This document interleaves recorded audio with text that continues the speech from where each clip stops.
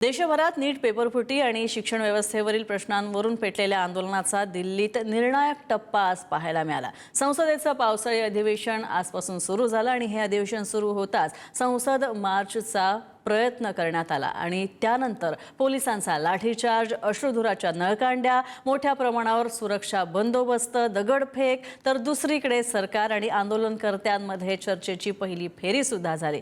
आज सगळ्या या दिवसभरामध्ये नेमकं काय आणि कसं घडलं आणि आता पुढे काय होणार आहे पाहूया यावरचा स्पेशल रिपोर्ट।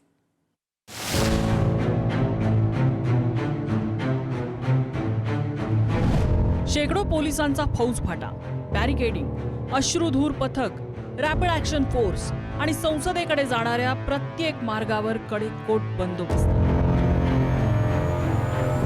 आज सकाळी 7 वाजण्यापूर्वी जंतर मंतर, संसद परिसर, इंडिया गेट आणि मध्य दिल्लीला अक्षरशः छावणीचं स्वरूप आलं होतं। कारण कॉकरोच जनता पार्टी आणि विविध विद्यार्थी संघटनांनी दिलेली संसद चलोची हाक। सध्या या ठिकाणी तणावाची आणि शांततापूर्ण परिस्थिती आहे। सुरुवातीला दिल्लीच्या संसद मार्ग भागामध्ये, रफी मार्ग मध्ये, त्याचबरोबर पंडित पंत मार्ग असतो, अशोका रोड असतो, या भागामध्ये हे आंदोलक पोहोचले होते। त्यांनी संसदेचा दरवाजा जो आहे तिथपर्यंत पोहोचले होते। मात्र तात्काळ सुरक्षा रक्षकांनी या संदर्भामध्ये कुठलाही अनुचित प्रकार घडू नये, या आंदोलकांमध्ये काही समाजकंटक असू शकतात, देशविरोधी कृती करणारे लोक असू शकतात, या सगळ्याच्या दृष्टिकोनातून अश्रुधुरांच्या नळकांड्या फोडून या आंदोलकांना या ठिकाणून पांगवण्याचा प्रयत्न केला आणि बऱ्यापैकी पोलिसांना या भागामध्ये यश आलेलं आहे। इंटरनेट सेवा पूर्णपणे बंद करण्यात आली आहे। पार्लमेंट पासून 3-4 किलोमीटर एरिया असेल किंवा जंतर मंतर पासूनचा एरिया असेल, तिथली इंटरनेट सेवा पूर्णपणे बंद आहे। त्यामुळे व्हिडिओ, फोटो जे काही स्प्रेड होत होते किंवा व्हायरल केले जात होते आंदोलकांकडून, ते आता पूर्णपणे थांबलेले आहेत। सगळ्या अधिकाऱ्यांच्या सुट्ट्या ज्या आहेत त्या रद्द करण्यात आलेल्या आहेत। वरिष्ठ अधिकारी असतील किंवा लहान कर्मचारी असतील, या सगळ्यांना सध्या कामावर येण्याचे आदेश जे आहेत ते गृह मंत्रालयामार्फत दिले आहेत। त्यामुळे दिल्ली पोलीस अलर्ट मोडवर आहे, त्याच्यासोबत पॅरामिलिटरी फोर्स देखील अलर्ट मोडवर आहे।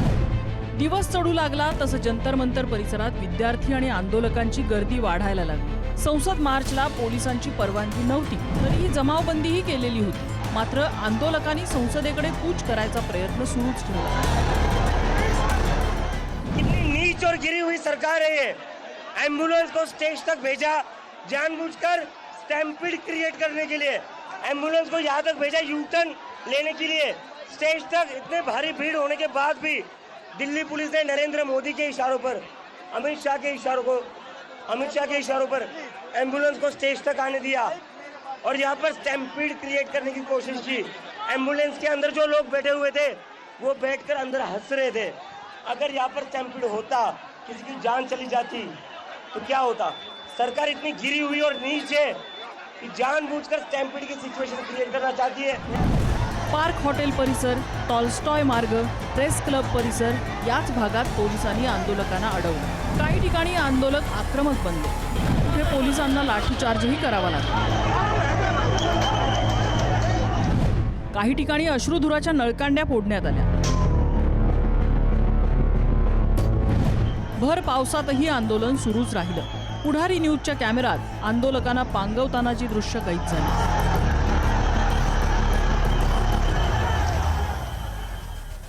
माझ्यावर खूप अत्याचार झाला। मी तिथे ऑलरेडी उभा होतो पहिले, मी गाडीची वाट बघत होतो, ते त्यांनी तिथे लाठी बरसवली। ते एमपी जात होते पहिले अगोदर, एमपी गेल्यानंतर त्यांनी लाठी बरसवण्याचं चालू केलं। तर त्यांना माहित आहे की एमपी समोर करण, ते एमपी समोर हे लोक गिड़गिड़ान कि सरकार क्या कर रही है, जनता के ऊपर ये सरकार की पुलिस क्या कर रही है। मेरे उंगलियों से लेके, मेरे पीठ से लेके मेरे सर तक लाठियां बरसाई इन्होंने। आज बोल दे अभी मैं यहाँ पे जाऊंगा और लाठी बरसा दे, उससे अच्छा है ना गोली बरसा दो भैया, आज ही खत्म कर दो। मेरे को नहीं रहना जिंदा। इस लोकतंत्र तो मर चुका है इनके लिए, क्योंकि ये कहीं संविधान में लिखा नहीं है कि आप बच्चों पे लाठियां बरसा सकते हो, और हमने कुछ गुनाह नहीं किया। दरम्यान दिल्ली पोलिसांनी संसद परिसर आणि इंडिया गेट परिसर पूर्णपणे रिकामा केला। खासदारांच्या हालचालींना अडथळा होणार नाही याची खबरदारी घेतली, तर नियंत्रित ठिकाणीच निदर्शनांना परवानगी देण्याची भूमिका घेतली। आता आपण बघतोय की माझ्या माग जे एक लोखंडी रेलिंग आहे, त्याच्या मागचा जो भाग आहे तो पूर्णतः रिकामा आहे। एरवी आपण बघितलं तर हा भाग प्रचंड गजबजलेला असतो। आज सुदैवानं दिल्लीतलं वातावरण अतिशय चांगलं आहे, खूपच प्लेझंट आहे। असं असताना देखील हा जो परिसर आहे तो पूर्णपणे निर्मनुष्य असल्याचं पाहायला मिळतंय. या सुरक्षा कठड्यांच्या बाहेर लोक उभी आहेत आणि ही लोक म्हणजे देखील यातली खूप कमी लोक आहेत, ती पर्यटक आहेत. यातली बहुतांश लोक ही कॉक्रोच जनता पार्टीच्या वतीनं आयोजित आंदोलनासाठी वेगवेगळ्या ठिकाणाहून जमा झालेली आंदोलक आहेत. या पार्श्वभूमीवर अश्रुधुराच्या नळकांड्या फोडण्यात आल्या, वॉटर कॅनन अप्लाय करण्यात आले आणि नंतर आंदोलक वेगवेगळ्या ठिकाणी जीवाच्या आकांतानं पळू लागले. आज 20 जुलै 2026 हा दिवस दिल्लीच्या आणि देशाच्या इतिहासामध्ये या आंदोलनासाठी ओळखला जाणार आहे. हा अत्यंत महत्वाचा दिवस असणार आहे आणि पुढच्या काळात देशाच्या शिक्षण व्यवस्थेमध्ये काही महत्वाच्या घडामोडी घडतील त्याची सुरुवात या दिवसापासून होणार आहे. त्याही दृष्टीनं हा दिवस खूप महत्वाचा असणार आहे. दरम्यान उपोषणावर असलेले सोनम वांगचुक यांची प्रकृती स्थिर असल्याचं सफदरजंग रुग्णालयाने स्पष्ट केलं. तर रुग्णालयातून तात्पुरती सुटका करून संसद मार्चमध्ये सहभागी होण्याची परवानगी त्यांनी मागितली. तिकडे आंदोलनाला आणखी राजकीय धार मिळाली. संजय राऊत, अखिलेश यादव, चंद्रशेखर आझाद, योगेंद्र यादव, प्रकाश राज, विविध विद्यार्थी संघटना तसंच विरोधी पक्षातल्या अनेक नेत्यांचं पाठबळ मिळालं. सरकारला असं वाटलं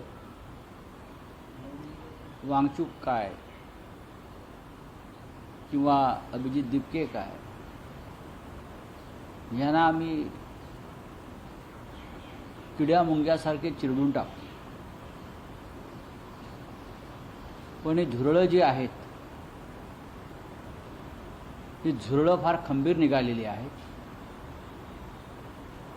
आणि संपूर्ण देशातून झुरळं बाहेर पडली आहेत आणि झुरळांना पाठिंबा मिळतो आहे. ये सरकार नहीं अहंकार है. और जो श्रद्धांजलि में भेदभाव करते हों, जब लाखों लाख और करोड़ों लोग और करोड़ों परिवार इस आंदोलन से जुड़े हों, जिन बच्चों की जान गई उनके प्रति एक शब्द नहीं, श्रद्धांजलि तक नहीं, इससे बड़ा अहंकार क्या हो सकता है सरकार को. और जब बच्चे यहाँ आए हैं, छात्र नौजवान युवा जब यहाँ आए हैं और वो चाहते हैं सरकार कोई सुने. सरकार में अहंकार कितना कि सुनना भी नहीं चाहती है. सुनना तो दूर, अगर वो लोकसभा यहाँ तक आना चाहें अपनी बात कहने तो लाठी और जो अन्याय कर सकते हैं, जो प्रताड़ना दे सकते हैं वो दे रहे हैं. राज्यसभेत मल्लिकार्जुन खरगे यांनीही पेपर फुटीचा मुद्दा उपस्थित करत सरकारवर विद्यार्थ्यांचा आवाज दडपल्याचा आरोप केला. तुम जो आज दूसरों को क्रिटिसाइज करते हो, तुम आपने क्या किया देश के लिए, ये मैं पूछता हूँ.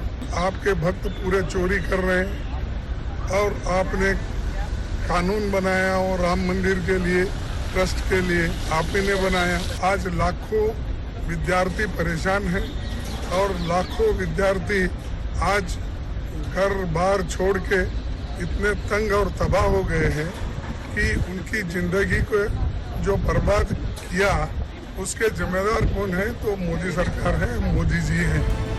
दिवसभरातील सर्वात मोठी राजकीय घडामोड मात्र दुपारी घडली. एकीकडे धर्मेंद्र प्रधान अमित शहांना भेटायला गेले, दुसरीकडे आंदोलकांच्या प्रतिनिधींनी केंद्रीय मंत्री जे.पी. नड्डा यांची भेट घेतली. धर्मेंद्र प्रधान यांच्या राजीनाम्यासह विविध मागण्या सरकारसमोर मांडल्या. नड्डा यांनी चर्चेचं वातावरण सकारात्मक असल्याचं सांगत लेखी निवेदन स्वीकारलं. मागण्यांवर गांभीर्यानं विचार करू आणि आंदोलन मागे घ्या असं आवाहनही त्यांनी केलं. वांगचुक जी को तुरंत रिलीज किया जाए एंड जब तक वो फॉर्मेलिटीज पूरी होती है उसमें उनको एक वीडियो बनाने का अलाउ किया जाए. वो वीडियो में यही हो कि वो अपील करे शांति बनाए रखने के लिए, लेकिन वो अभी तक हुआ नहीं है. नंबर 2, हमारा ये भी डिमांड है कि धर्मेंद्र प्रधान जी का रेजिग्नेशन तो अब आना ही पड़ेगा.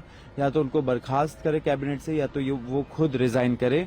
प्रोटेस्ट तब तक चालू रहेगा जब तक उनका रेजिग्नेशन नहीं आ जाता. और तीसरा, जो नीट के फैमिलीज है, जो बच्चे मर गए हैं 20 से ज्यादा, उन फैमिलीज को 1 करोड़ का मुआवजा मिले. दुसरीकडे भाजप आणि महायुतीतल्या नेत्यांनी पेपर फुटीची चौकशी सुरू असल्याचं सांगत या आंदोलनामागे राजकारण असल्याचा आरोप केला. दिल्लीला आंदोलन सुरू आहे या बाबतीमध्ये मला तर कुठलीही माहिती नाही किंवा मी दिल्लीला अशाकडे गेलेलो नाही. पण त्या ठिकाणची परिस्थिती काय आहे, सिच्युएशन काय आहे, किती मॉब आहे आणि लाठीचार्ज आपण म्हणतायत तो का झाला हे मला आज काही सांगता येणार नाही.